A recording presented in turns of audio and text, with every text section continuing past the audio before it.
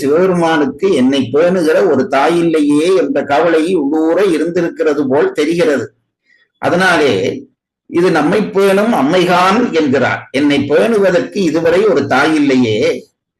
இதற்கு விளையாட்டாக சொல்லுகிறவர்கள் சொல்வார்கள், உமாதேவிக்கு கூட ஒரு மாமியார் இல்லை என்ற கவலை இருந்திருக்குமா. ஆகவே என்னை பேணுவதற்கு ஒரு தாய் இருக்கிறாள், அந்த தாய் தான் இப்பொழுது வந்து கொண்டிருக்கிறாள் என்று சிவபெருமான் சொல்லுகிறார். சொன்னதோடு அல்லாமல் காரைக்கால் அம்மையார் அருகில் வந்ததும் அம்மையே என்று அழைக்கிறார்.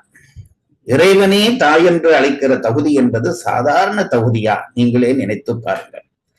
நாங்கள் எல்லாம் இறைவனைத்தான் தாய் என்கிறோம். தாயினும் நல்ல தலைவர் என்றடியார் என்று நாங்கள் இறைவனை தாய் என்று பேசிக் கொண்டிருக்க, இறைவனே எனக்கு ஒரு தாய் வேண்டும் என்று தேடி தேடி பார்த்து இவரை கண்டதும் இவள்தான் நம்மை பேணுகிற அம்மை என்று சொல்லி அம்மையே என்று அவரை அழைக்கிறார். இவர் அம்மையே என்று அழைத்தவுடன்